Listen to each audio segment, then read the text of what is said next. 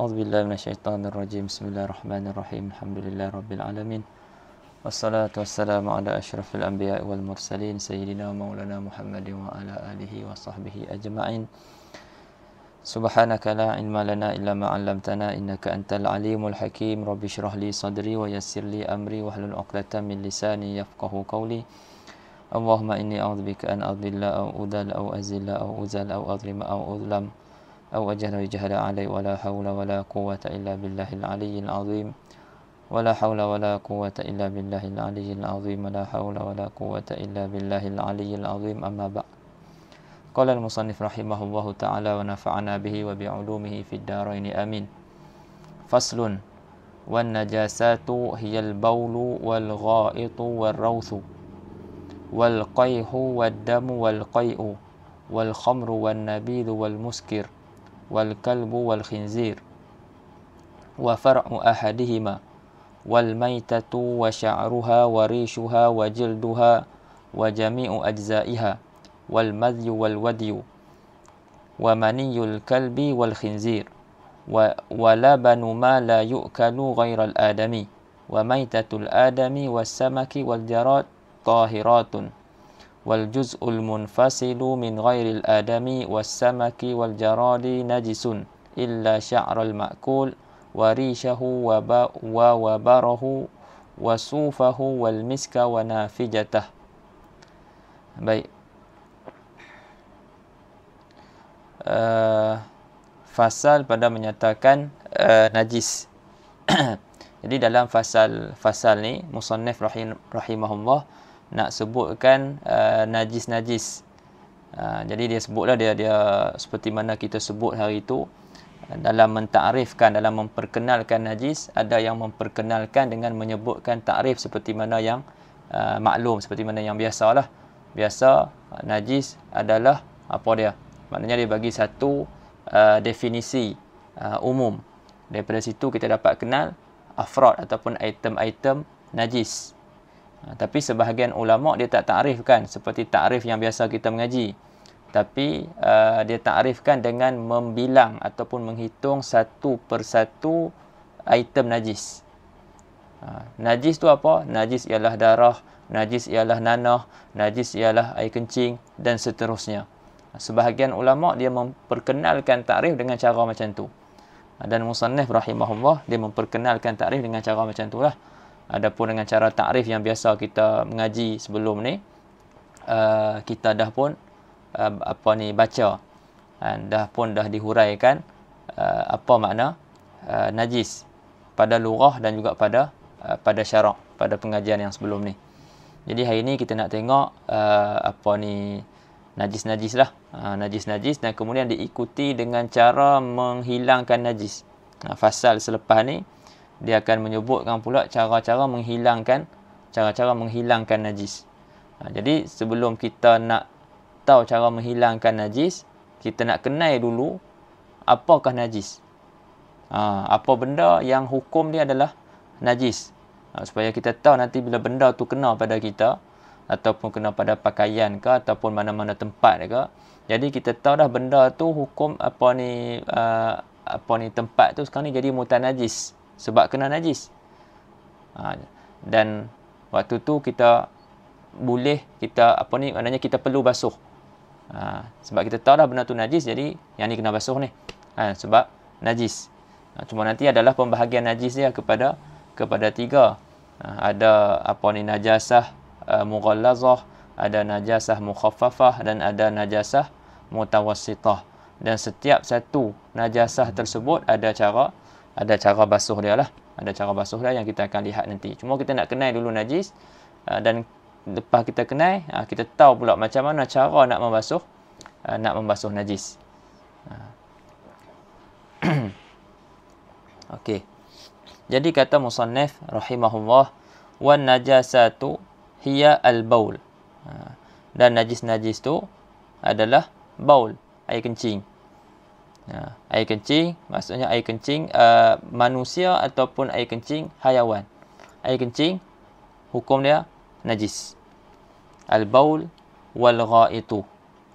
Al-ghait tai lah. Wal raus. Dan juga raus pun taik juga. Raus pun taik juga. Cuma dia lebih tak salah dia lebih umum ar-raus. Dia lebih umum lah. Adapun al-azirah tu kita kata taik juga. Tapi khusus, dikatakan khusus dengan manusia. Kalau azirah ada satu kata-kata tu kan. Nak tak ingat dia punya secara panjang dia, tapi dalam juzuk kata-kata tu bagi tahu kita ni hidup menanggung najis. Kita ni hidup menanggung najis. Dia sebut perkataan azirah kat situ. Dia azirah tu najis dan dia khusus dengan manusia. Adapun raus dia lebih umum. Tapi zahir kat sini nak bagi tahu dalam kalam musannif ni, sebab dia sebut ghaid kan. Ghaid najis manusia, raus maknanya kena pada binatang. Wallahu a'lam. Jadi nak bagi tahu kat sini apa? Taik manusia ke ataupun taik selain daripada manusia, hukum dia adalah najis. Sama ada hayawan yang selain daripada manusia itu yang dimakan dagingnya ataupun tidak dimakan daging dia, sama aja. Sebab tu dalam syarah tu dia sebut minal hayawan al-baul wal ghaid wal raus minal hayawan sawa'un al-ma'kulu wa ghairuhu.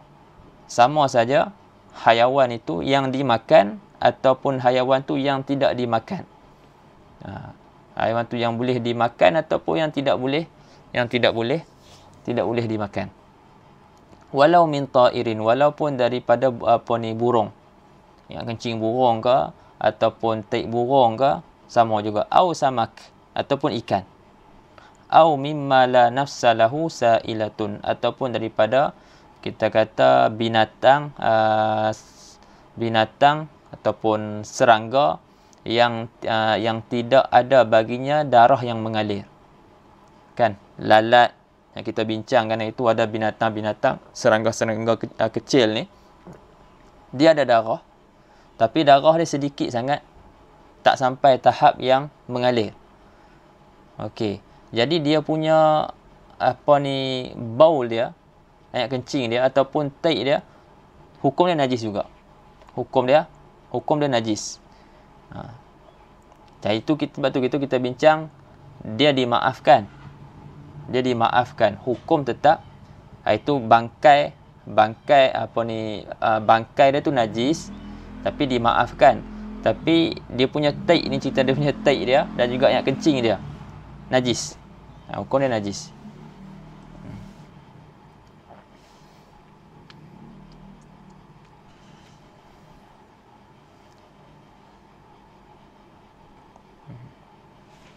Baik, boleh faham?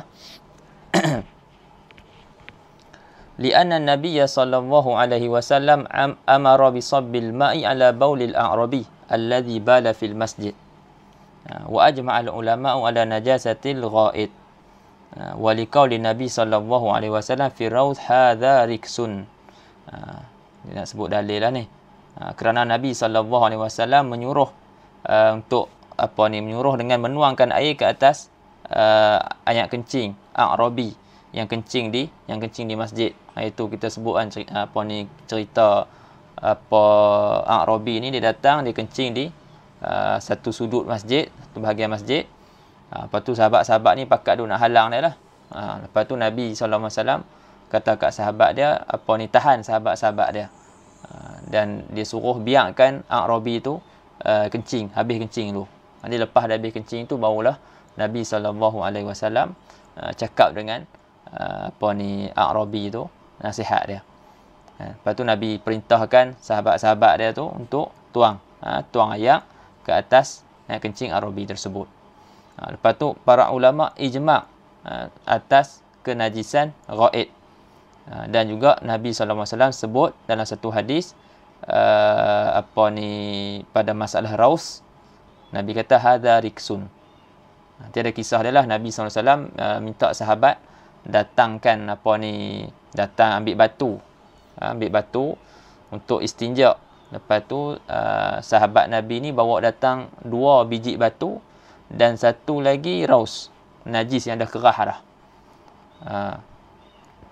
Lepas tu Nabi ambil 2 batu tu dan Nabi tolak. Nabi tak ambil raus, najis yang kerah tu. Nabi kata hadza riksun. Riksun maksud dia najis. Ini adalah najis. Baik, wal qayhu dan qayh. Qayh apa dia? Wa masalah Sayyidina Muhammad. Qayh, nanah. Wal qayhu, nanah hukum dia najis. Wad damu dan darah. Wal qay'u dan qai', muntah. Sana. Nanti sat.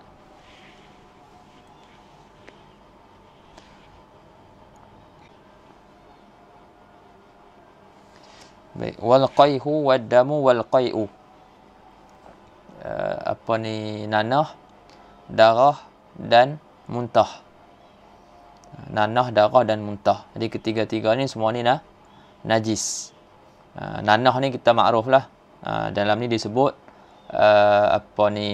cecair warna putih tu, putih ke kuning-kuningan tu. Putih ke kuning-kuningan. Itu nanah. Kalau dalam ni disebut ad-damu al-mustahilu ila fasadin la ila salah. Ana pun tak pasti nak terjemah macam mana fasad tu.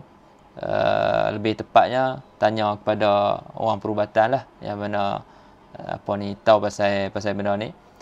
Cuma di sini kalau nak nak terjemahnya, darah yang berubah kepada fasad, darah yang berubah kepada darah rosak.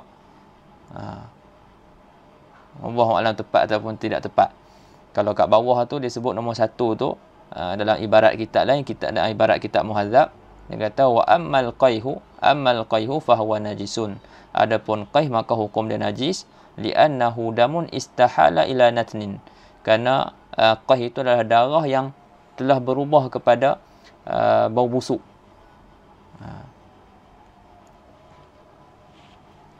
Itu dalam kitab dalam kitab Al-Muhadzab di Syekh Abi Ishaq rahimahullah Asy-Syirazi.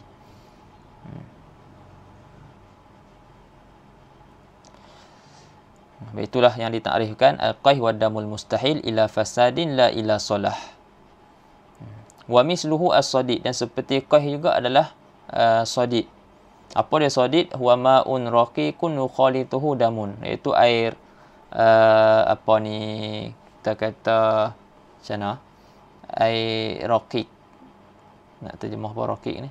Air yang dia taklah macam air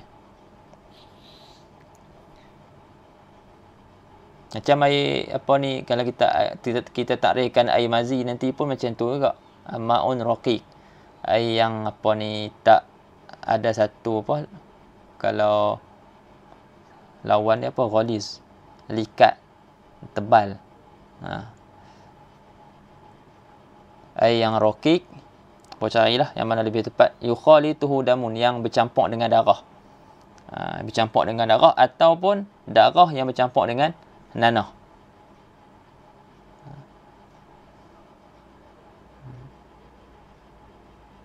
Boleh ma'un raqiq yukhalituhu damun, ataupun damun mukhtalitun biqayh, ataupun darah yang bercampur dengan nanah. Panggil sadid. Pun sama jugalah hukum dia najis. Hukum dia najis. Waddam, dan darah. Liqaulihi ta'ala hurrimat alaikumul maitatu waddamu. Kerana firman Allah Subhanahu wa taala, diharamkan ke atas kamu bangkai dan darah. Jadi kita nak fokus kat darah tu. Bukan nak fokus kat bangkai tu. Okey. Jadi diharamkan ke atas kamu bangkai dan darah. Jadi adam, kalau al-maitah tu pun umum al-maitah. Maknanya diharamkan ke atas kamu bangkai, semua bangkai. Sebab lafaz al-maitah ni menunjuk memberi faedah umum. Sebab apa dia memberi faedah umum? Maitah ni mufrad, lepas tu ada alif lam. Begitu juga kalimah adam, mufrad ada alif lam. Kalau kita mengaji dalam usul fiqh, antara lafaz-lafaz umum adalah isim mufrad yang ada alif lam. Sini isim mufrad ada alif lam. Jadi dia bagi faedah umum. Bangkai mana semua bangkai. Darah semua darah. Semua darah. Faham awalnya macam tu. Lepas tu adalah kecuali kalau ada ni pemahaman awal bila kita baca, maknanya bangkai di sini dan juga darah sini bagi faedah umum. Semua bangkai, semua darah. Kecuali ada yang mengkhususkan keumuman tersebut. Kalau macam kat sini, masalah bangkai ada hadis yang mengkhususkan keumuman bangkai. Nanti kita akan tengoklah. Ada bangkai yang dibolehkan, yang dihalalkan. Di sisi syarak halal. Nanti ada. Kita tengok nanti. Waddam dan darah. Darah ni semua darah. Tapi ada hadis yang mengkhususkan keumuman ayat ni. Jadi ayat ni sebut adam, maksudnya semua darah. Tapi ada hadis uhillat lana maitatani wadaman. Dihalalkan bagi kami dua darah. Hadis ni diriwayatkan secara marfu' dan diriwayatkan secara mauquf. Boleh faham tak kalau nak cakap diriwayatkan secara marfu' dan diriwayatkan secara mauquf?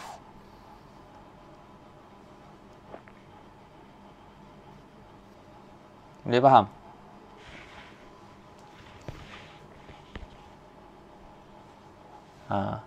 Okey. Betul. Okey, yang ada yang ada kita kata maklumat orang kata ataupun dah ada maklumat tentang ilmu hadis, dia tahulah, yang mana pernah mengaji ilmu mustalah hadis, dia tahu kalau disebut hadis tu marfu', maksudnya hadis-hadis yang disandarkan kepada Nabi SAW. Tak kiralah sama ada perkataan atau perbuatan ataupun takrir, pengakuan ataupun sifat. Sifat dari segi sifat fizikal Nabi ataupun akhlak Nabi yang disandarkan kepada Nabi, maka semuanya disebut sebagai marfu', kan? Dan apa saja yang disandarkan kepada sahabat, sama ada perkataan ataupun perbuatan, dinamakan sebagai mauquf.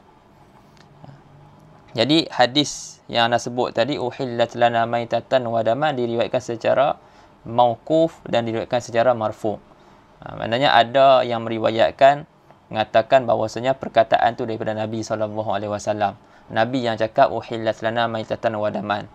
Tapi ada riwayat yang lain mengatakan penyebut bukanlah Nabi yang cakap, tapi sebenarnya Ibnu Umar yang cakap.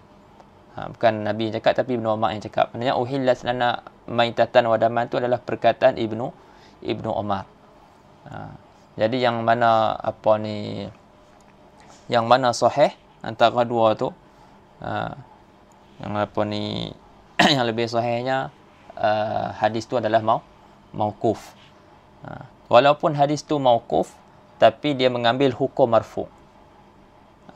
Walaupun dia hadis tu mauquf, perkataan sahabat, tapi dia mengambil hukum marfu', sebab apa yang disebut tu bukannya benda-benda yang bukannya perkara-perkara yang boleh kata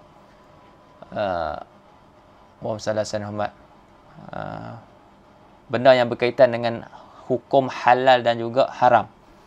Bukannya benda yang boleh didapat dengan jalan kita fikir-fikir macam tu ya.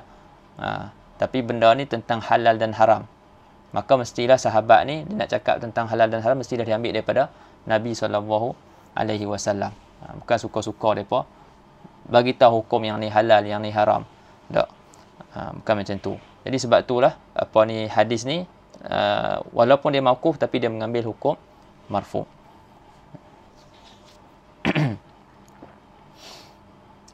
Jadi dalam hadis tu sebut dihalalkan uhillat lana maitatan wa daman. Dihalalkan bagi kami bagi kita ni lah kan, 2 bangkai dan 2 darah. 2 bangkai dan 2 darah. Sebut dulu secara ijmal. Tak tafsirkan lagi apa dia 2 darah, apa dia 2 bangkai.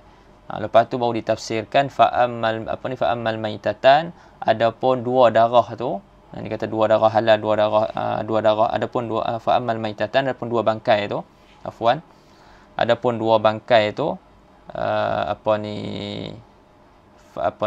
faljarat wal hud, ataupun wal hitan.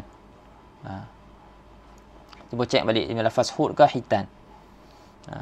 Maksudnya dua bangkai itu adalah bangkai belalang dan bangkai ikan. Bangkai belalang, bangkai ikan. Lepas tu 2 darah tu, adapun 2 darah pula, maka 2 darah tu disebut dalam hadis at-tihal wal al-kabid wat tihal. Kabid tu hati, tihal tu limpa. Jadi ada disebut dalam hadis ni dihalalkan 2 darah, iaitu kabid dan juga tihal. Jadi disebabkan ada pengecualian. Jadi hadis ni dia mengkhususkan keumuman ayat yang kita baca ni. Hurrimat alaikumul maitatu waddam. Dia mengkhususkan. Sebab tu syarah dia letak dah siap-siap tu illa, kecuali illal kabida wattihal, kecuali kita kata hati dan juga limpa. Fa innahuma tahiran, maka sesungguhnya kedua-dua tu, kabid dan tihal tu, dua-dua tu suci. Okey, boleh faham Kemudian kita tanbih sayati fi syuruti solah annahu yu'fa anid dam fi sawbi wal badan wa fihi tafsil. Kemudian dia kata peringatan lah, dia kata akan datang nanti pada syarat-syarat perbahasan, syarat-syarat solat, bahwasanya darah bahwasanya dimaafkan daripada darah pada pakaian dan badan, dan ada perinciannya lah pada pembahasan ni. Itu dibahaskan dalam bab solat nanti, syarat-syarat solat. Bab yang ketiga wal qai', muntah. Apa dia muntah? Kita sebut muntah. Apa dia muntah? Kan? Sedangkan muntah ni kalau nak ikutkan makanan dan minuman yang kita makan. Cuma makanan dan minuman tu bila dia dah keluar daripada bila yang kita makan, bila dah keluar daripada perut kita, kita dah makan dia, kita dah minum dia, dan dia keluar, kita panggil itu muntah. Sebab tu bila kita nampak kita tengok kucing keluarkan balik makanan ataupun minuman yang dia makan, kita kata ada muntah kucing. Kita tak kata ada makanan kucing. Kita kata muntah kucing. Jadi itulah muntah maknanya, iaitu apa yang kembali balik selepas sampainya, apa yang kembali setelah sampainya kepada perut. Wa huwa ar-raji' ba'da wusuli ila al-ma'idah. Itu apa, sama ada makanan ataupun minuman yang kembali, dia keluar balik selepas sampainya makanan atau minuman tadi sampai ke dalam perut. Dah sampai ke ma'idah dah. Perut besar dalam tu.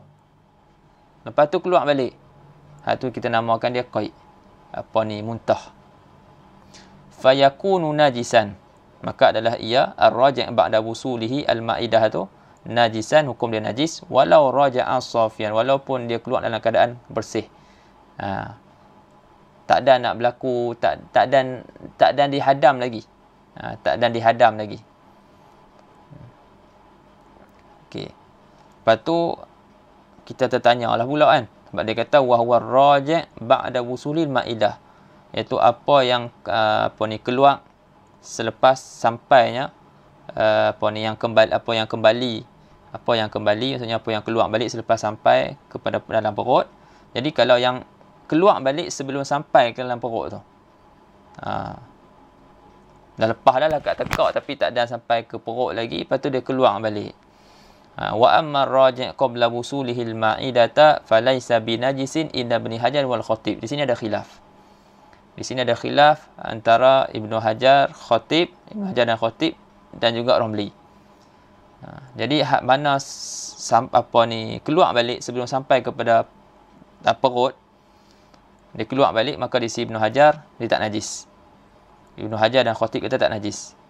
Wa inna Ramli anna ar-raji' ba'da mujawazati makhrajil harfil batin wa huwa al-ha' najis. Mudah kata dah lepas huruf ha, ada kalau dalam tajwid kan ada makhraj huruf ha kan. Kita mengaji kan makhraj huruf ha. Dekat mana? Dekat pertengahan kan. Pertengahan halqum.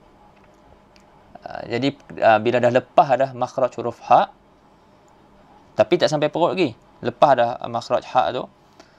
Lepas tu tak dah sampai perut lagi, lepas tu keluar balik. Di sisi Ramli najis. Di sisi Ramli najis. Di sisi Khatib dan Ibn Hajar tak najis . Adapun sebelum sampai makhraj huruf ha, maka hak tu sepakat tiga-tiga kata tak najis. Jadi sisi Ramli anna ar-raji' ba'da mujawazati, selepas melampaui makhraj huruf batin. Apa ni huruf batin, iaitu huruf ha, itu adalah najis.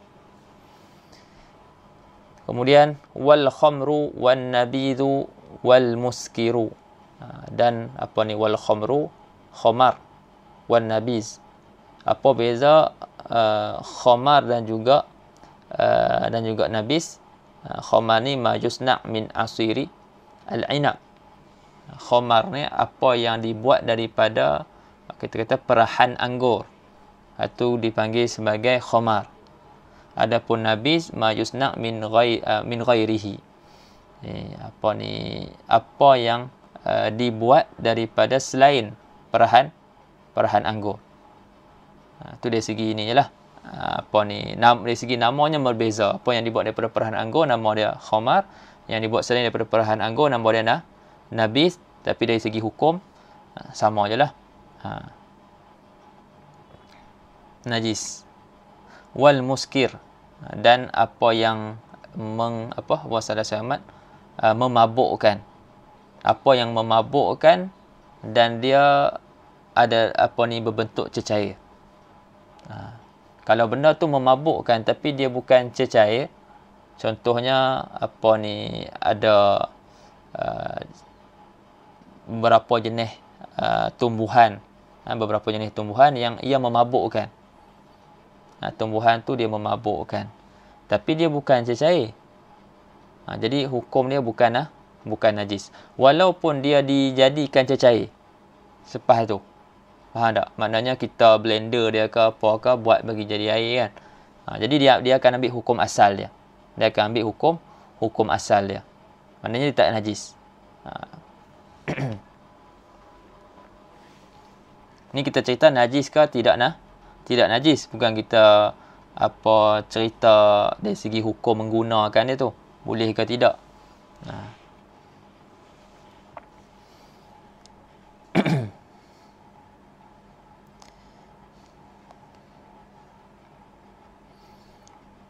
Bahawa dalam tu pun ada sebut wal khamru hiyal mutakhidatu min asiril inab wa sumiyat bidzalika li takhmiriha al aqla ay taghtiyatihi. Kenapa dinamakan khamar? Sebab dia mentakhmir akal. Apa maksud takhmir akal? Sebab dia menutup akal. Dia menutup akal kita. Kita ada akal, jadi seolah bila kita minum khamar, dia tutup akal kita. Jadi kita pun jadilah tak berakal. Orang kata menang yang lain daripada akal. Macam kita ada sifat orang terlampau marah. Jadi dia akan bertindak seperti orang yang tidak berakal. Kita pun kadang ni cakap macam tak ada akal ya. Kita pun sebut macam tu. Kan? Sebab maknanya percakapan orang waras, percakapan orang waras yang baik akalnya, kan, maknanya elok. Tiba-tiba orang ni cakap macam percakapan dia percakapan orang, macam percakapan orang tak waras. Sebab tu kita cakap ni cakap macam orang tak ada akal lagi, kan. Ataupun macam tu juga orang marah. Sebab orang yang ada yang akal dia waras, jadi tindak tanduk dia elok lah, semua okey kan. Tapi bila marah, macam mana tindak tanduk seseorang tu? Jadi dia dah jadi berubah dah, dah jadi lain. Sebab tu Nabi kata orang yang kuat, orang kata, Nabi kata laisa syadidu bisur'ah, kan. Wa innama syadidu alladhi yamliku nafsahu indal ghadab. Nabi kata bukanlah orang yang kuat tu orang yang dapat menewaskan ramai orang, dapat menjatuhkan kawan ni apa semua, kan. Tak, bukan macam tu. Tapi Nabi kata orang yang kuat adalah orang yang dapat memiliki diri dia ketika marah. Maknanya dapat tahan. Maknanya sebab orang yang kenapa disebut orang yang kuat tu orang yang yamliku nafsahu, dapat memiliki diri dia. Sebab orang yang marah, dia seolah-olah dia tak ada memiliki diri dia. Dia bertindak keluar daripada jadi lain daripada yang lain. Dia satu diri yang lain lah. Jadi dia tak dapat kawal diri dia. Tapi orang macam tu bukan orang yang kuat, tapi orang tu Nabi kata itu orang yang lemah. Orang yang kuat ni orang yang mampu kawal diri dia, pegang diri dia, dia dapat miliki diri dia ketika dia marah. Walaupun dalam keadaan marah, dia dapat kawal, dia dapat pegang diri dia.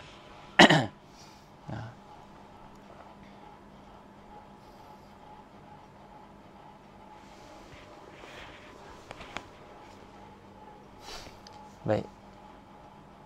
Dia khomar ni dia tutup. Dia tutup akal tu, jadi kita pun nak fikir pun, jadi akal kita dah tertutup. Jadi fikir pun jadi orang tak berakal. Kan? Percakapan pun tak betul, jalan pun tak betul. Kan? Semua dah orang kata cara cakap, tindak tanduk dia, tasarruf dia pun dah keluar daripada kewarasan biasa. Sebab dah tertutup dah akal dia tu. Jadi wal khamru wal muttaqadatu min asiril inab. Muttaqadah silap dia. Yang diambil. Wahyal muttaqadatu min asiril inab. Wan nabis wal muttaqadu min asiri ghairil inab. Kemudian wal kalbu wal khinziru wa far'u ahadihima. Anjing, babi dan furuk. Furuk kedua-duanya.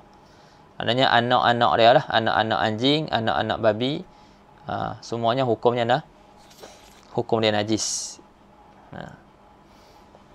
Lepas tu anjing, ada yang anjing biasa, ada anjing yang terlatih, disebut sebagai kalbun muallam. Jadi adakah kenajisan anjing tu merangkumi anjing-anjing yang terlatih tadi juga? Sebab anjing-anjing yang terlatih ni kita gunakan untuk berburu. Jadi adakah kenajisan tu merangkumi anjing-anjing yang terlatih tadi yang digunakan untuk berburu? Sebab syarak bagi kita kata bagi izin. Boleh kita gunakan anjing untuk berburu. Jadi bila anjing nak berburu, dia akan gigit binatang perburuan tu. Kan?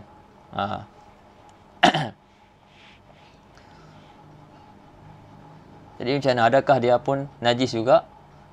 Jadi dalam mazhab kita najis juga, walaupun boleh digunakan untuk berburu.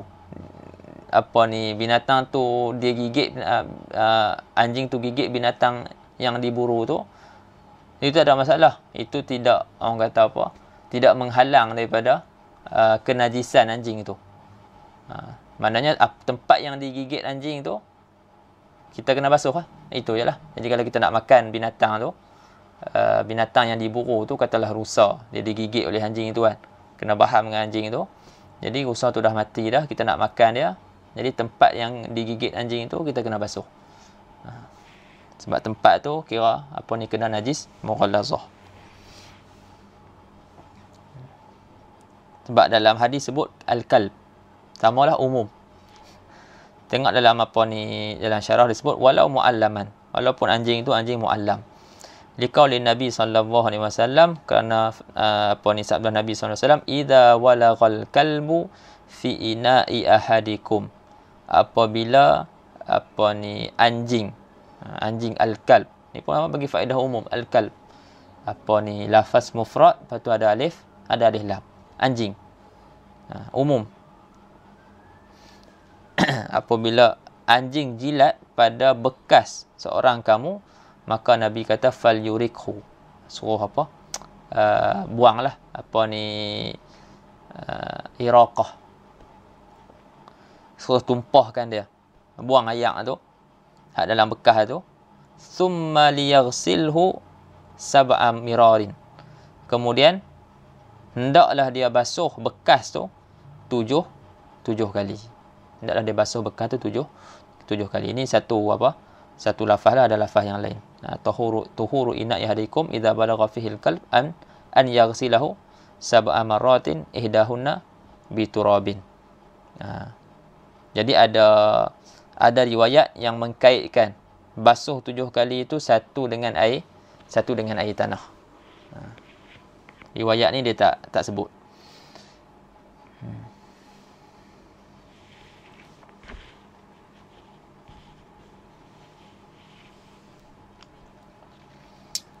Fatasbutu fil hadis najasatu famihi wa huwa atyabu ajzaihi, maka sabit di dalam hadis tu apa ni, kenajisan dia punya apa ni, fam dia, mulut dia, wa huwa atyabu ajzaihi, dan mulut dia tu adalah apa ni, juzuk-juzuk anjing yang paling, kita kata yang paling bersih, yang paling bersih. Jadi kalau juzuk dia yang paling elok, yang paling bersih, najis, fatakunu baqiyatu ajza'i aula, maka dia punya baki juzuk-juzuk dia tu lebih aula.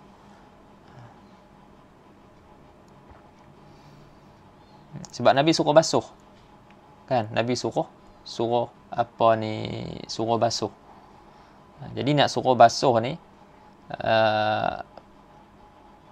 maknanya perintah untuk basuh sesuatu tu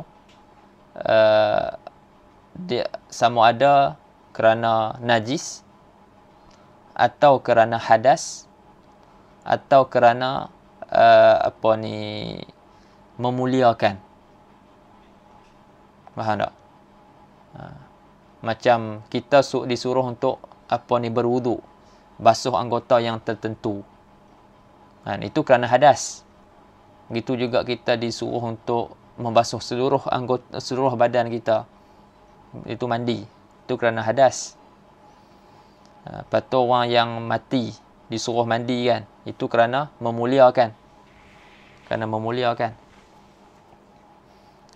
dan ada juga yang disuruh basuh kerana najis. Jadi disuruh basuh ni tak larilah daripada 3 ni, kan, najis ataupun hadas ataupun memuliakan. Jadi kat sini nak kata hadas, disuruh basuh inak, kan, disuruh basuh inak tu, adakah kerana nak memuliakan inak? Tidak. Adakah inak tu berhadas? Pun tidak. Maka tidak ada yang lain kecuali najis.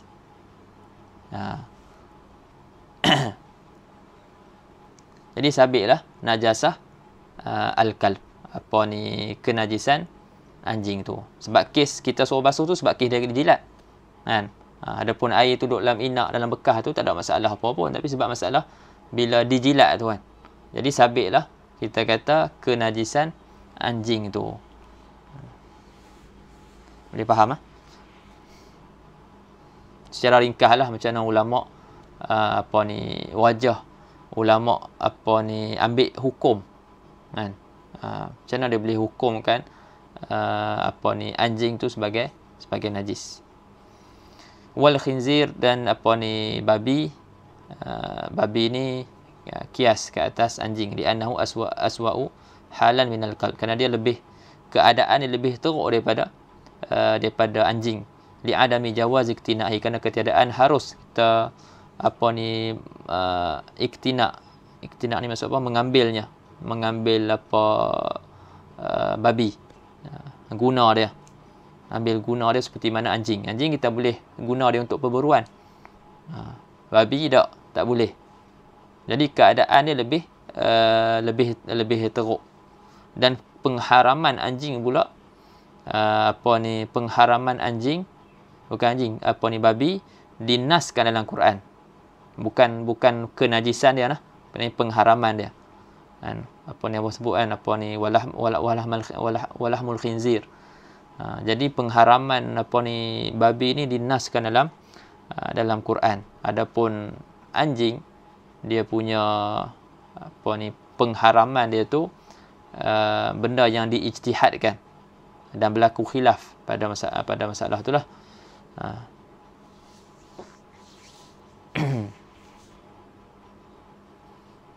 Jadi khinzir ni dia punya hal dia lebih teruk. Jadi dikiaskan ke atas anjing. Wa far'u ahadihima, dan furu' kedua-duanya lah, maknanya dia punya anak-anak dia. Begitu juga kalau babi ataupun anjing buat hubungan dengan binatang yang suci, kan, buat hubungan dengan binatang yang suci, lepas tu dapat anak tu akan ikut akan ikut mana yang lebih buruk, mana yang lebih keji daripada mak ayah dia. Jadi mana yang lebih keji? Kalau contohnya kita kata anjing dengan kambing, tentulah anjing, kan. Dia najasah mughallazah. Begitu juga babi dengan binatang yang suci yang lain. Mana yang lebih keji, mana lebih akhas? Yang lebih akhas adalah babi. Jadi furuk dia akan ikut aswa, apa yang lebih akhas, yang lebih keji daripada kedua mak ayah dia tu pada hukum najis.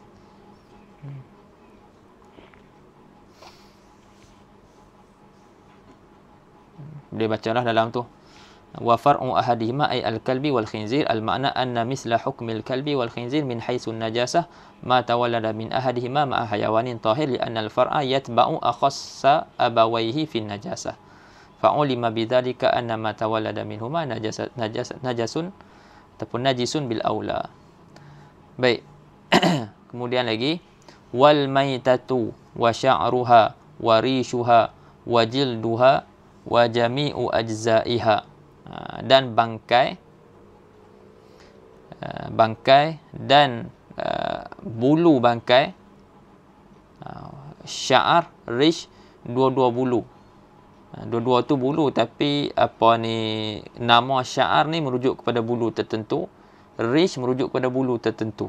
Bahasa Arab ni dia kaya sikit dengan dia punya mufradat dia tu. Dia sya'ar ni merujuk bulu macam kita ni panggil sya'ar. Bulu macam kambing janggut tu kan. Kambing janggut tu bulu dia kita panggil sya'ar. Lepas tu rish. Rish bulu macam bulu burung, atau panggil rish. Kalau suf bulu macam kambing biri-biri tu, atau panggil suf. Wabar unta, bulu macam bulu unta tu panggil wabar. Jadi jenis-jenis bulu ni dia ada nama-nama dia. Jadi wal maitah, bangkai, dan dia punya bulu dia, wa sya'ruha wa rishuha, dan dia punya bulu bangkai tu, wa jilduha, dan juga jilid dia punya kulit bangkai, wa jami'u ajza'iha, dan kesemua juzuk-juzuk bangkai tu, semuanya najis. Semuanya najis, liqaulihi ta'ala, kerana firman Allah Ta'ala, hurrimat alaikumul maitah, diharamkan ke atas kamu al-maitah, bangkai.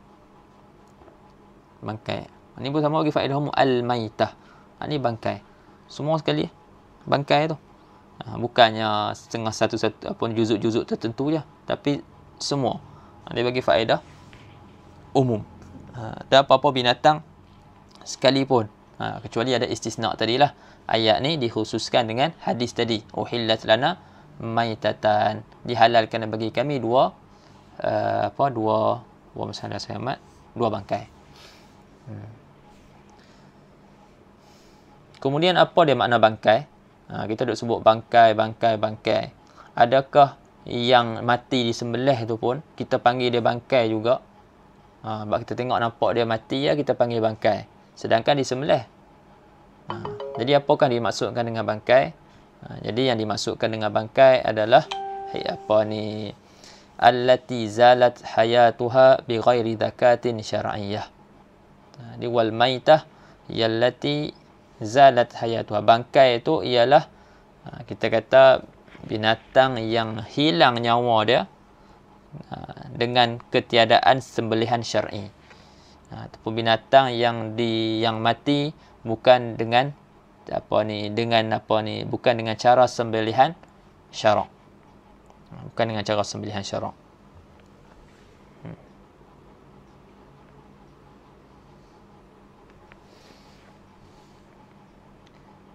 Jadi yang mati tak disembelih langsung pun, itu pun dia bukan mati dengan cara bukan dengan cara sembelihan syarak lah. Ataupun disembelih dengan dengan tulang contohnya. Itu pun bukan dengan cara sembelihan syarak juga. Ataupun yang menyembelih itu orang majusi pun sama juga, tak termasuk dalam takrif. Maksudnya binatang-binatang tu semua jadi bangkai. Ataupun yang mati di langgak kereta ke, mati langgak kereta ke, ataupun kena renjatan elektrik ke, ataupun jatuh daripada tempat yang tinggi ke, ataupun sebab sama-sama mereka bergaduh ke, semua tu bukan mati dengan sembelihan syarak.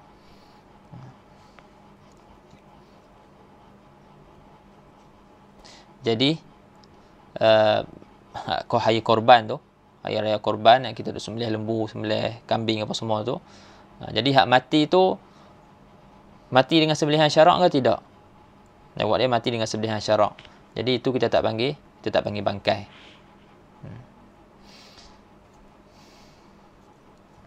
Fahiya najisatun bi jami'i ajza'iha. Jadi bangkai ni najis dengan semua juzuk-juzuk dia.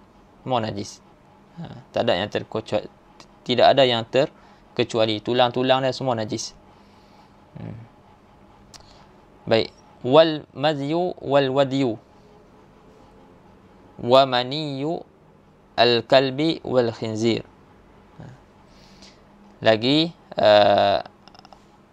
kata item najis lagi, madhi dan juga wadi. Air madhi dan juga air wadi. Jadi bezakanlah apa dia air mani. Kita ada air yang disebut sebagai air mani, dan ada air yang disebut sebagai air madhi, dan ada air yang disebut sebagai air wadi. Jadi air mani hukum dia suci. Air mani hukum dia suci. Adapun madhi dan juga wadi hukum dia najis. Madhi dan juga wadi hukum dia najis. Orang tua-tua sebut air madhi ni air galak. Maknanya air yang keluar ketika ketika syahwah. Ketika tengah duk memikirkan benda-benda yang menaikkan nafsu kan. Jadi ada keluar air yang jernih. Ada keluar air yang jernih. Air tu nama dia air mazi. Air tu nama dia air mazi. Berbeza dengan wadi. Air wadi ni disebut dalam kitab air yang keluar biasa sama ada air yang selepas kencing, dia keluar selepas kencing. Ada air yang keluar yang agak keruh warna dia tu, ataupun dia keluar kerana mengangkat kerana mengangkat benda berat. Kerana mengangkat benda berat ataupun kerana terlampau letih. Kan? Ataupun boleh jadi juga kerana terlampau sejuk. Jadi ada keluar air. Jadi air tu nama dia air wadi. Itu nama dia air wadi. Kedua-duanya, mazi dan wadi ni hukum dia najis.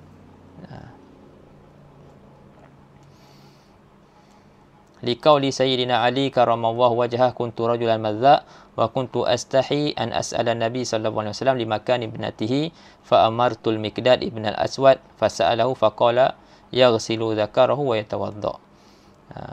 Jadi apa ni, kerana perkataan Sayyidina Ali karamallahu wajhah, dia kata aku ni dulu rajulan madza, lelaki yang keluar madzi, dan aku malu nak tanya Nabi lah. Dia malu nak tanya sendiri Nabi.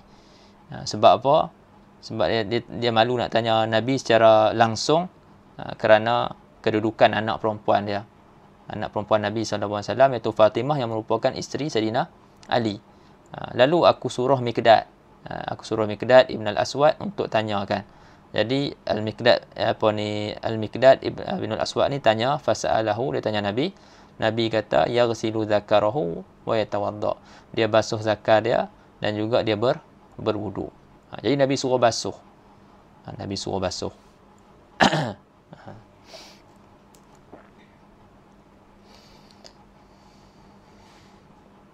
Nabi suruh berwudu.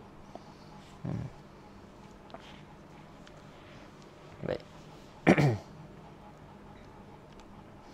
Kemudian wa maniyul kalbi wal khinzir, mani anjing dan babi. Begitu juga mani binatang yang lahir daripada mereka. Anak-anak dia, kan, anak-anak anjing, anak-anak babi, mani dia sama jugalah. Ataupun binatang yang lahir hasil hubungan daripada anjing dan babi. Anjing dan babi mereka buat hubungan dua-dua tu.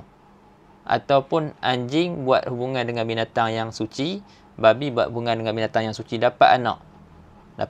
Anak tu pun hukum apa macam tadi Ana sebutlah. Hukum dia hukum anjing, hukum babi.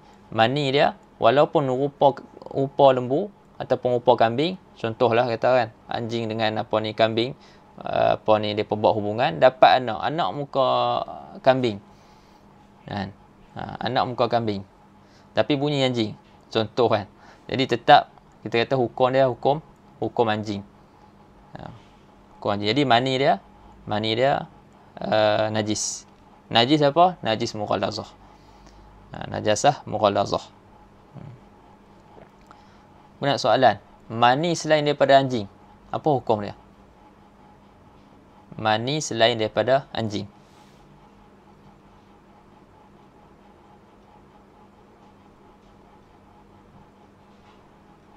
Siapa tahu?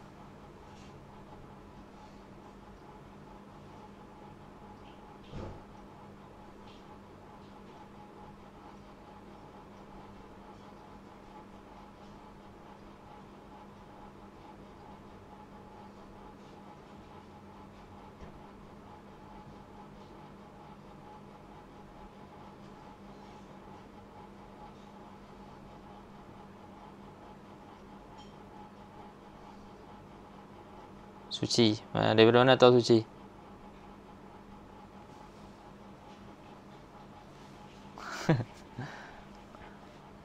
Daripada okey. Baik. Wa maniyul kalbi wal khinzir. Sini sebut mani anjing dan babi.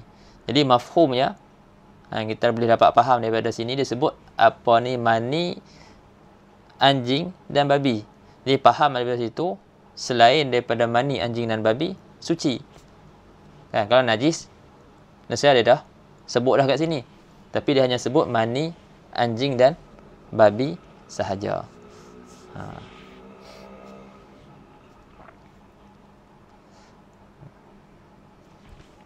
Bawah tu pun dia sebut au mani ma tawallada minhuma au ma tawallada min kalbin wa hayawanin tahir au ma tawallada min khinzirin wa hayawanin tahir, yang dah sebut dah tadi. Bi khilafi maniyil adami, bersalahan mani anak Adam, wasairil hayawanat, dan semua baki-baki hayawan, fatahirun, maka hukum dia suci. Lagi wala banu ma la yu'kalu ghairal adami, dan susu. Susu kata hayawan yang tidak dimakan. Susu hayawan yang tidak dimakan. Dia termasuk hayawan yang tidak dimakan. Manusia pun termasuk hayawan yang tidak dimakan. Hayawan ni maksudnya benda hidup. Hayawan. Ma fihi ruh. Apa yang ada padanya ruh. Itu hayawan. Manusia ni termasuk dalam hayawan. Jadi susu hayawan yang tidak dimakan. Jadi manusia pun tidak dimakan juga. Najis ke susu dia? Tak najis. Jadi dia istisnakan ghairal adami, kecuali manusia. Jadi susu manusia walaupun dia tidak dimakan, tapi susu dia suci. Susu dia suci. Sama ada manusia itu perempuan ataupun laki-laki. Budak-budak, orang besar ke, sama hukum dia. Kalaulah kita buat iftiradiyan, kita buat buat masalah je lah, naftarid, kita katakan laki-laki ada susu, ada ni pelik sikit, tiba-tiba dia ada susu. Ataupun orang perempuan ni kecil lagi, kahwin pun tak lagi, anak pun tak ada lagi, ada susu. Semua tu hukum dia suci.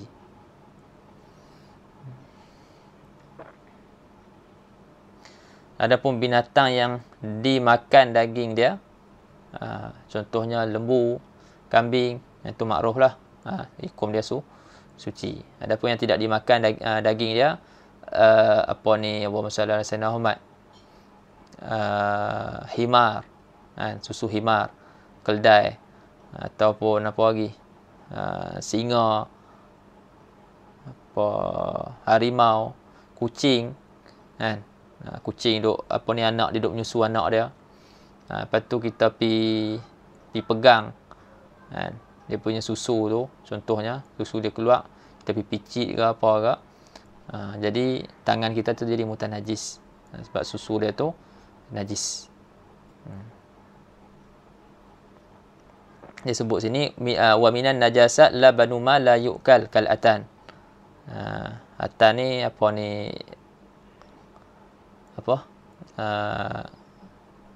himar betina, seperti himar betina. Ghaira labanil adami, selain daripada susu anak Adam, fa innahu tahir walau min zakarin, walaupun daripada laki-laki, walaupun susu tu daripada laki-laki. Au saghirah, ataupun budak perempuan, lam tastakmil tis'a sinin, dia tak sempurna lagi 9 tahun. 9 tahun pun tak sampai lagi, ada susu dah. Pelik sikit jadi. Susu tu hukum dia tahir.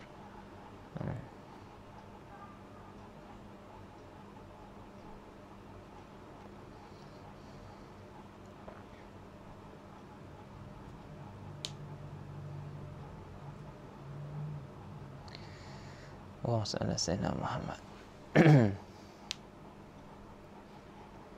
Kemudian wa maitatul adami was samaki wal jarad tahiratun. Sana.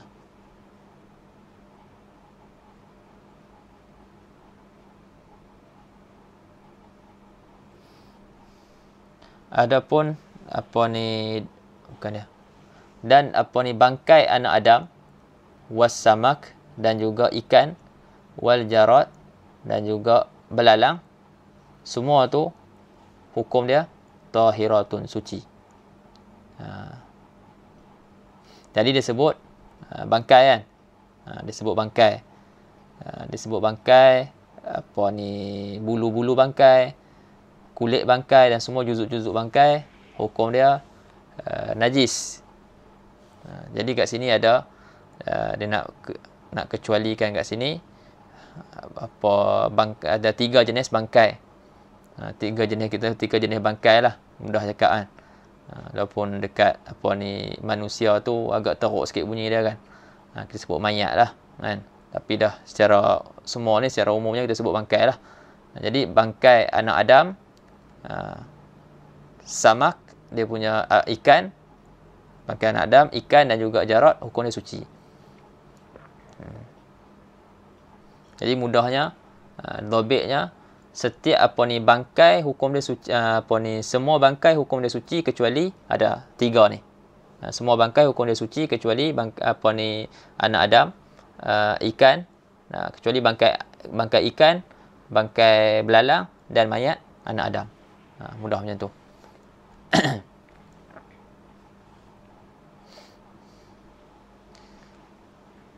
Itu kemuliaan yang Allah Ta'ala bagi kepada anak Adam lah. Allah Ta'ala sebut dalam Quran, walaqad karramna bani Adam. Demi sesungguhnya kami telah muliakan anak Adam. Dan di antara kemuliaan tersebut, dia punya mayat dia tak jadi najis. Dia tak jadi najis. Dia tetap dalam keadaan suci. Disebut dalam ni, ammal adami falitakrimihi. Adapun anak Adam kerana kerana takrim, kerana memuliakannya. Qala ta'ala walaqad karamna bani Adam. Sawa'un fi dzalika maitatul muslim wal kafir. Sama saja pada yang demikian tu, pada hukum suci itu, bangkai orang Islam ataupun bangkai orang kafir. Jadi bila sebut kata bangkai orang kafir, mayat orang Islam dan mayat orang kafir.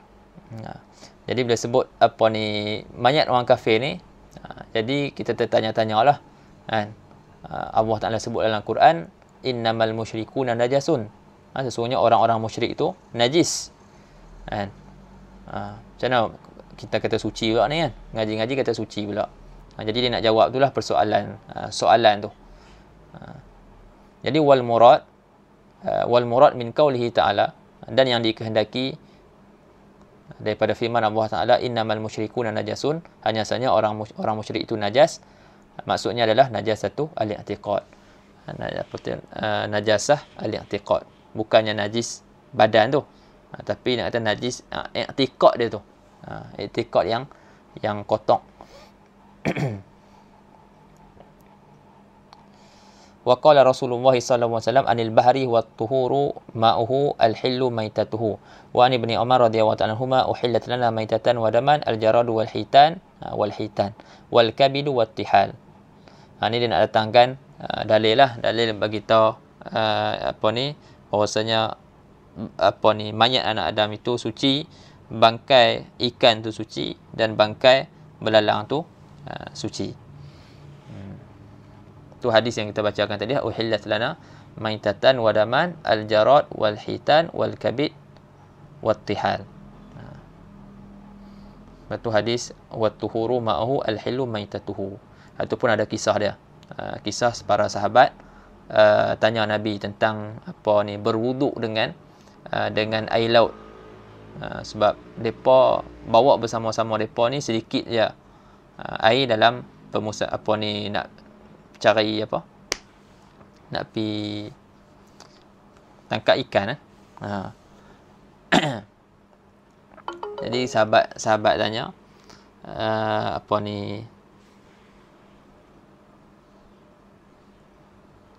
sahabat tanya apa dia punya lafaz dia, tangkap ikan ataupun musafir, Allahu a'lam, pun tak pasti. Tapi dalam hadis tu sebut sahabat kata kami menaiki kapal, kan, maknanya berlayar lah, berlayar atas laut. Jadi kami bawa bersama-sama dengan kami sedikit air. Jadi kalau kami berwuduk dengan air tersebut, jadi kami tidak ada air untuk diminum. Jadi adakah boleh untuk kami berwuduk dengan air laut? Jadi Nabi jawablah, wat-tuhuru ma'uhu al-hillu maitatuhu. Maksudnya Nabi bagi tahu air itu suci dan bangkai dia halal. Air dia suci, bangkai dia halal.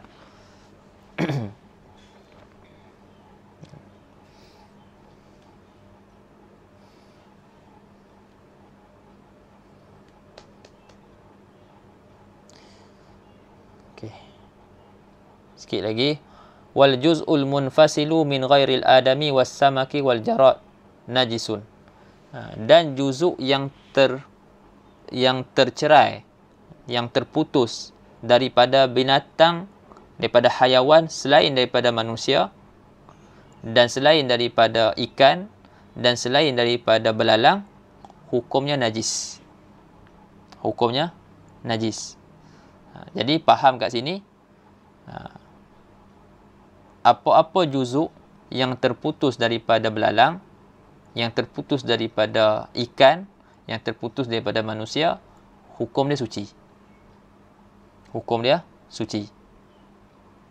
Adapun selain daripada ni, apa yang terputus daripada daripada hayawan selain daripada 3 ni, hukum dia najis. Maksudnya terputus ketika dia hidup. Terputus ketika dia hidup. Contohnya kambing ataupun lembu, kita nak buat sup ekor, tapi kita tak mau bunuh kambing tu, kita tak mau sembelih dia, ternak ekor kata kambing tu biar pergi kat dia lah, kesian kat dia kata kan. Kat lembu ke. Jadi nak buat sup ekor, dia pergi kerat ekor. Tu dia tak kesian pula. dia kerat ekor kambing tu biar dalam keadaan hidup. Jadi apa hukum ekor tu? Apa hukum makan ekor tu? Dan apa hukum ekor tu lah? Ekor tu najis ke ataupun suci? Jadi hukum dia najis.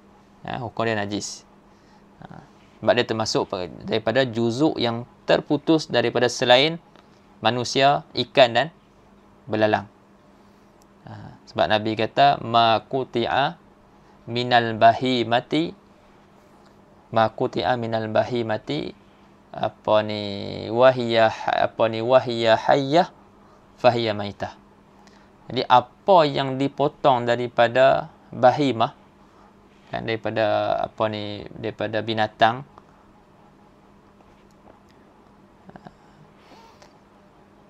dalam keadaan dia hidup, daripada binatang bahimah ni, binatang 4 kaki, tak salah.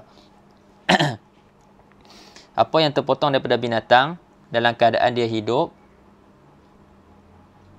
maka hukum dia adalah bangkai. Hukum apa yang dipotong tu daripada binatang tu ketika dia hidup, hukum dia adalah bangkai.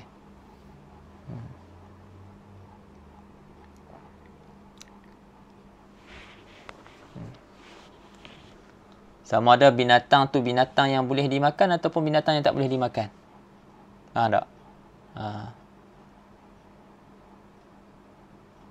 Hukum dia najis. Contohnya kita kata harimau. Harimau ketika dia hidup, ketika dia hidup, dia suci. Suci ketika hidup, tapi dia najis ketika mati. Bila dia mati, dia jadi bangkai. Adapun binatang-binatang yang boleh dimakan ni, dia suci ketika hidup, ketika mati kena tengok sama ada dia disembelih ataupun tidak. Kalau disembelih dengan sembelih syarak, maka kita hukumkan dia suci. Kalau dia tidak disembelih dengan sembelihan syarak, maka hukum dia bangkai. Jadi masalah kena potong, kita potong juzuk binatang ni, sama ada binatang tu yang dah boleh dimakan ke tak dimakan ke. Bila kita potong sebahagian daripada binatang tersebut, maka apa yang dipotong itu hukum dia hukum bangkai. Ini faham kan? Wal juz'ul munfasil minal hayy, dan juzuk yang tercerai daripada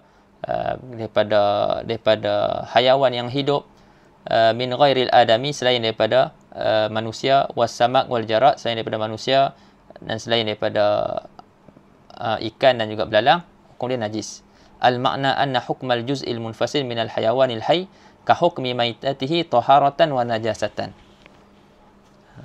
Ni kadang-kadang agak pening sikit orang nak faham.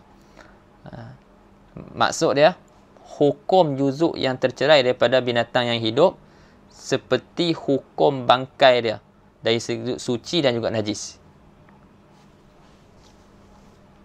Faham tak? Dari sudut suci dan juga najis.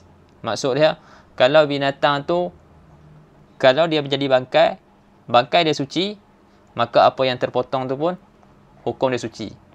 Kalau binatang tu ketika bangkai, kalau dia jadi bangkai, hukum dia najis, maka apa yang terpotong daripada dia ketika dia hidup, hukum dia najis juga. Kita manusia ni, Kan? Katalah ada si fulan Zaid. Zaid curi. Dia mencuri sariqah. Kan? Dia ambil barang orang tanpa izin. Lepas tu disabit kesalahan. Dan jumlah curian dia tu sampai nisab. Maka dihukumkan potong tangan. Baik, jadi bila dia potong tangan, tangan dia yang terpotong tu, kan, tangan dia yang dipotong tu, apa hukum dia? Adakah hukum dia najis ataupun hukum dia tahur, suci? Jadi kita tanya balik, manusia ni bila dia mati, hukum mayat dia tu suci ke najis? Suci. Maka dia punya juzuk dia yang terpotong tadi pun hukum dia suci juga. Kambing kita potong dia punya ekor. Jadi ekor tu hukum dia suci ke najis? Kita tanya dulu. Kambing tadi, kalau dia jadi bangkai, kalau dia mati tanpa disembelih, dengan sembelihan syarak, dia jadi bangkai, hukum bangkai dia suci ke najis? Najis. Jadi ekor dia yang terpotong tu, hukum dia najis. Kita akan tengok dia, hukum, dia akan ambil hukum dia tu, hukum bangkai dia. Dari sudut suci dan juga najis. Kalau bangkai dia tu suci, maka hak terpotong tu pun suci. Kalau yang bangkai dia najis, yang terpotong tu najis. Jadi apakah hayawan yang bangkai dia tu suci? Yang ada 3 je lah. Samak, jarat dengan adami. 3 ni je. Jadi kalau ikan tengah duk hidup kan, ikan keli duk hidup, kita potong 2.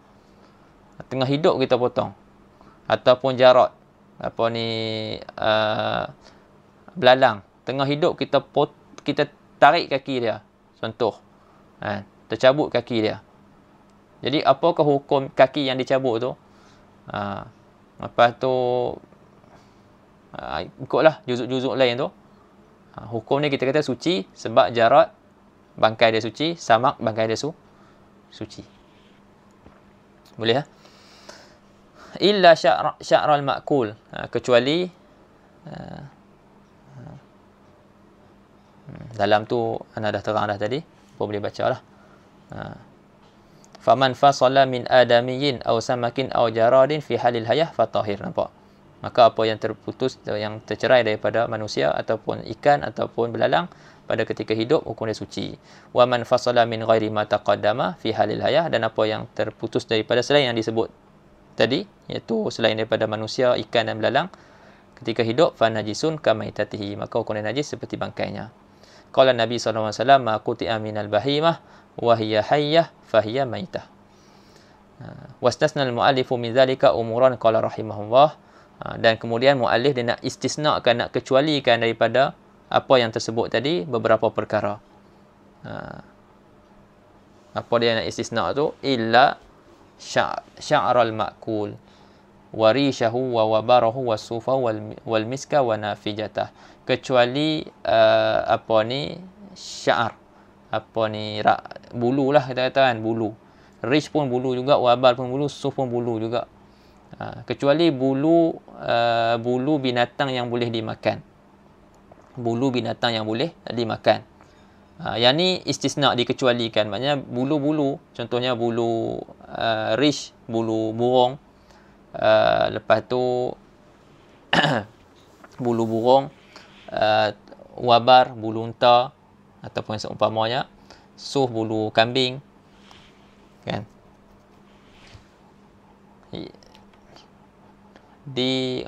Diceraikan daripada binatang tersebut ketika hidup. Kita ambil bulu-bulu tu ketika hidup. Jadi hukum bulu tu suci. Dia dikecualikan daripada masalah sebelum kita bincang tadi. Yang ini dikecualikan. Illa sya'ral ma'kul wa rishahu wa wabarahu wa sufahu wal misk. Dan misk, kasturi. Kasturi.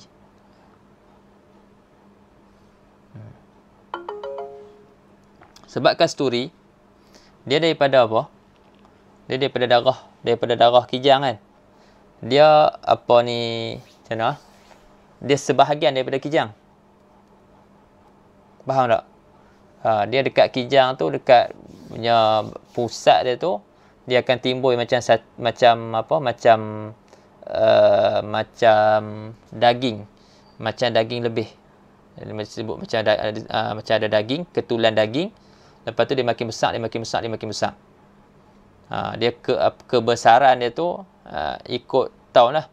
Maknanya makin dia naik kat situ, lepas tu makin lama dia makin besar. Jadi dalam tu ada kasturi tu. Faham tak? Jadi nanti dia akan gesek kan, dia garu dia punya badan dia dekat pokok ke apa, lepas tu dia akan jatuh lah benda tu. Boleh kalau hak orang jual kasturi tu boleh lampau tengok kan. Besar kadang kecil sikit kot daripada besar penumbuk. Kecil sikit daripada besar penumbuk. Ada bulu-bulu lagi. Tutup. boleh tengok, boleh cari dekat Google. Macam mana mereka keluarkan. Jadi misk maknanya dia asal daripada, dia sebahagian daripada kijang tu. Yang misk ada dalam nafijah. Nafijah ni apa? Nafijah ni bekas yang ada di dalamnya misk. Bekas yang ada dalamnya kasturi. Itulah tadi yang kita kata tadi tu, yang nak sebut tadi, maknanya macam daging lebih tu dekat dekat pusat kijang tu. Dalam tu ada kasturi. Dia duduk dalam bekas tu lah. Jadi makin lama dia makin besar.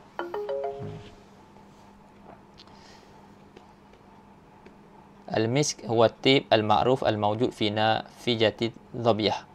Nafijah tu apa? Nafijah wahya wi'a'uhu. Sebut belakang tu kan. Nafijah tu adalah wi'a, bekas bagi misk.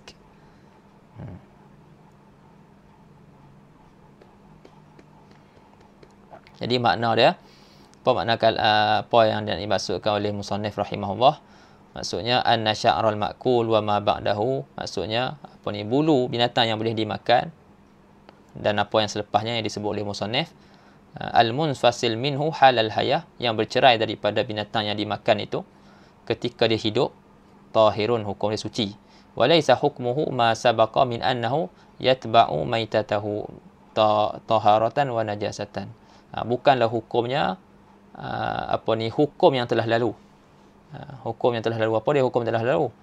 Min annahu, nak bayan bagi hukum yang telah lalu tu daripada bahawasanya dia ikut hukum bangkai.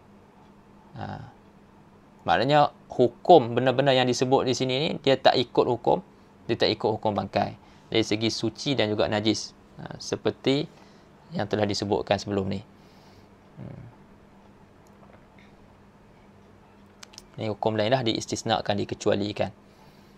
Dia terpisah daripada ketika hidup, tapi hukum dia tak seperti hukum apa yang kita bincangkan sebelum ni. Liqaulihi ta'ala wa min aswafiha wa aubariha wa ash'ariha athathan wa mata'an ila hin. Ini pun ada wajah dia lah. Wajah ulama ambil daripada ayat-ayat ni. Jadi dia boleh datang macam tu je. Dia tak sebut wajhud dalalah.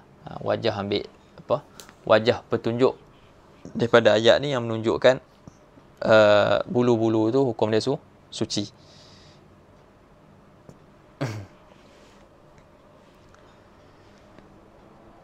Wa kharaja bil ma'kul nahwu sya'ri ghairil ma'kul fa najisun, dan keluar dengan kata al ma'kul yang dimakan, hayawan yang dimakan, terkeluarlah umpama bulu binatang yang tidak hayawan yang tidak dimakan, maka hukum dia najis.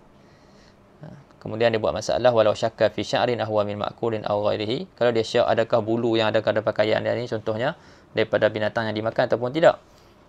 Awin fasala min hayyin aw mayitin, ataupun dia bulu ni dia terpisah daripada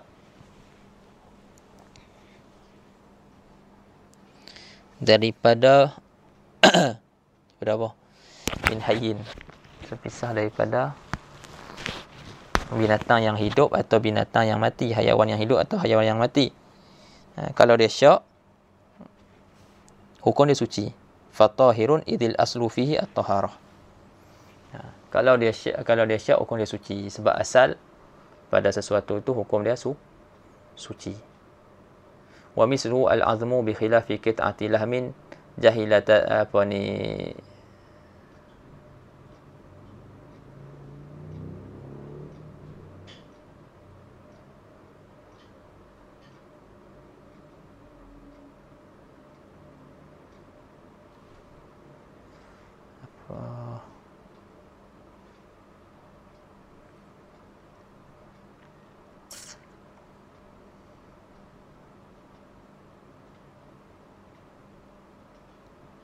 apa ni fikir masalah tazkiyah ni. Macam mana ni bi khilafi qita'ati lahmin.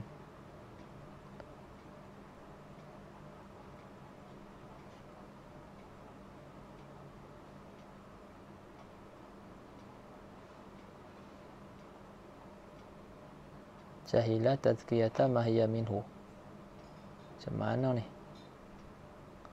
Faham masalah ni tapi ibarat dia tu.